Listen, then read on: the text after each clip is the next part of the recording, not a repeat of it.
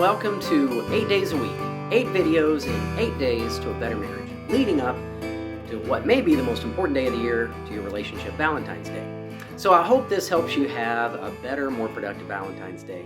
And I want to talk to you about some of the things I've seen in therapy over the years.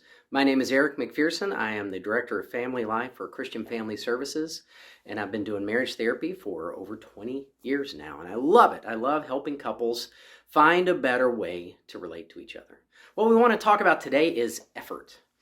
Now, I hear all the time in therapy that I love you, but I'm not in love with you. And sometimes I don't know what that means.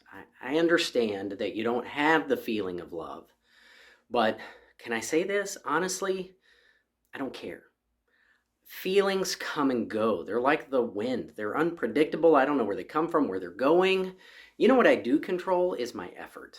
I always control my effort. And so every single day in my marriage, I want to make sure that my effort's going where I want it to go, and then my feelings will always follow. It mirrors the verse that Jesus talked about when he said, "Where your treasure is, there your heart will be also." Now, I was taught all my life that he was talking about heaven, and probably. But I think his teachings have so many different layers to them.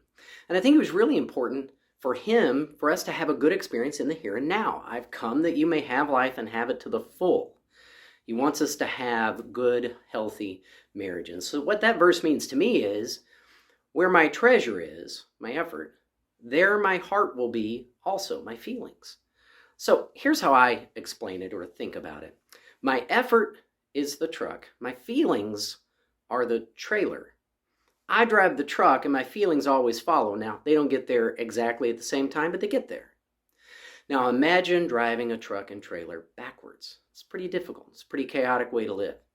I've never done it myself, but I did watch my dad try to back the camper into the campground every summer as part of our family vacation. And apparently it was difficult because it took quite a while for that to get done, and Mom would just shoo us off to go play. And so they spent the next 4 hours trying to back the camper 8 feet into the camping slot. So I know it's hard. You know what's easy? Is driving it forwards. If I determine where my effort goes, my feelings always follow that. It's pretty chaotic to do it the other way. Now, let me tell you a story about my wise and wonderful wife that I was lucky enough to be married to, that I am lucky enough to be married to for 22 years. She illustrated this to me very early on in our marriage. One time we had a big fight, and I caused it because I can tend to be a jerk. And so the next day after we had this big fight, she made me cookies. I love cookies. And I'm not talking about the slice and bake cookies. I'm talking about like you get your hands in there and dig around and like make the cookies, right? Monster cookies where everything is thrown in there. M&Ms, chocolate chips, peanut butter chips, everything. And so I came home and she had these cookies made for me, and I said, "Hey, what gives? I cause a fight and then you make me cookies. That's not the kind of behavioral reinforcement you want, because now I'm much more likely to cause a fight because I'm going to get cookies out of it. So what gives?" And she said, "I'm tired of being mad at you. And after I'm done making these cookies, I'm less mad at you." And I thought, man, I should try that. That's an example of putting your effort where you want it to be. She was mad at me, and rightly so, but she didn't like that lingering feeling, and she knew that after she baked the cookies, her effort, she was going to be less mad at me. So following her lead, I know that if I give her a back rub, I'm going to love her more. We always love the things we put our efforts into. I may not want to give her a back rub, but really the back rub is for me, because when I'm done, I will love her more. Kids are the best example. It doesn't take very long having a kid in the hospital. You're awake till 3 a.m, you're up all night, you're changing diapers, you're feeding them, you're burping them, and you fall madly in love with them.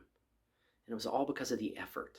Because my kid never once said thank you in the hospital. Can you imagine that?